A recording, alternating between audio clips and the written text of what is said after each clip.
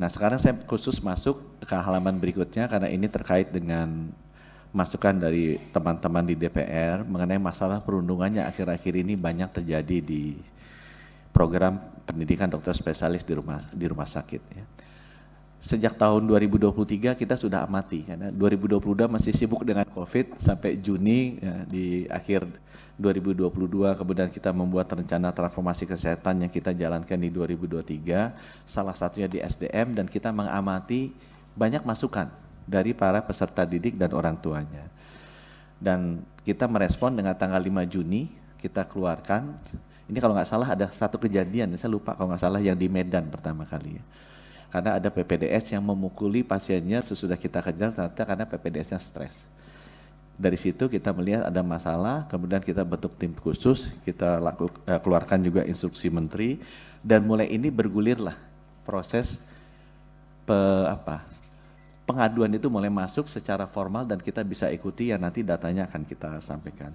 Di halaman berikutnya, ini sistemnya semuanya di track dengan sistem, jadi kita bisa lihat proses pengaduannya seperti apa dan sejak undang-undang berdiri dengan adanya majelis disiplin profesi kita juga minta ada jalur pengaduan kedua. Jadi kita ada jalur pengaduannya kayak Kemenkes, ada jalur pengaduan yang majelis disiplin profesi. Seperti yang kemarin saya sampaikan sudah ada 2.000-an yang masuk, 600 lebih kita periksa, mungkin ini di halaman berikutnya karena diminta terbuka, kita terbuka Pak. Ini contohnya hasil pemeriksaan yang kita temukan. Jadi itu ada kelompok-kelompok bullying itu seperti apa. Yang satu adalah bullying secara verbal. Ini selalu kita temui hampir di seluruh pengaduan yang masuk. Ini biasanya dilakukan dalam WA group yang namanya JARCOM atau jaringan komunikasi. Di para PPDS itu ada jaringan komunikasi yang terdiri dari senior dan juniornya. Dan memang kalau kita lihat bahasa-bahasanya super kasar. Bahasa-bahasanya super kasar dan ini terjadi di seluruh cross dari sentra pendidikan dan juga cross dari seluruh prodi. Ya. Ini yang pertama secara verbal. Hasil audit kita begitu ada kejadian ini masuk. Kemudian ada juga yang fisik. Yang fisik ini itu biasanya di Jarkom juga diminta, misalnya kalau dia melakukan pelanggaran harus ngunyah cabai misalnya. Harus dimasuki di Jarkom, di share. Dia harus push up, dia harus minum telur mentah gitu. Atau dia harus berdiri di tengah, berdiri selama 7 jam, 8 jam di video atau di foto. Nah ini hampir di semua pengaduan itu ada. Jadi begitu Irjen kita masuk, kita lihat jaringan komunikasinya, kita masuk ke orang-orang yang lakukan, mereka mulai membuka diri. Dan ini konsisten di semua pengaduan itu ada ya. Sebenarnya ada yang lebih kasar dari ini, cuma kita nggak berani masukin, takut lebih kaget lagi. Apalagi yang perempuan-perempuan nanti kaget semua. Jadi kalau toh pun kejadian seperti yang kemarin kita lihat, ya saya mengerti karena daily ininya sudah begini. Jadi saya juga bisa memahami kenapa kok sampai kejadian seperti yang kemarin. Ya. Di halaman selanjutnya, ini biaya uang nih. Ya. Jadi pengumpulan biaya uang untuk angkatan segala macam kegiatan itu rutin dan ada di seluruhnya. Ya kisarannya antara puluhan juta sampai ratusan juta.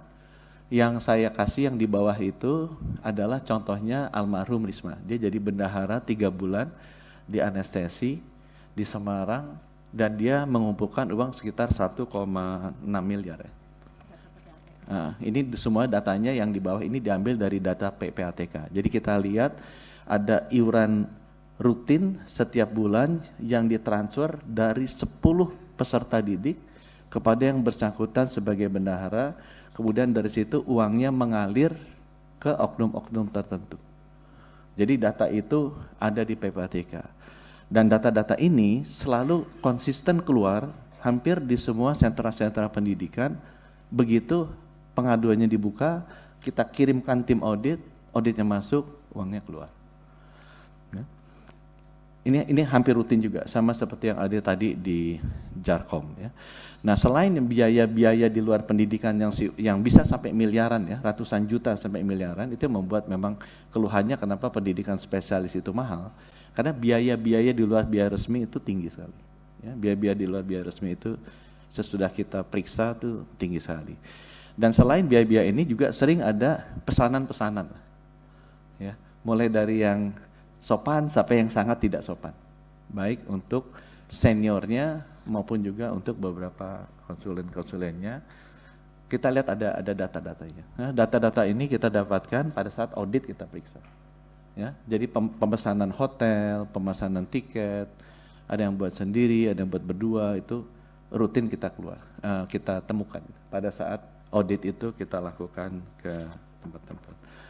Nah, di halaman selanjutnya itu adalah jenis-jenisnya ya. Kita ada ratusan bukti yang sudah dikumpulkan oleh Ibu Irjen begitu dia memeriksa ini. Jadi dari begitu kita buka di Juni 2023, pengaduannya masuk itu 2.668.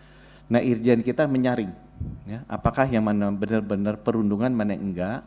Nah, kemudian dari hasilnya kita simpulkan 632 itu perundungan.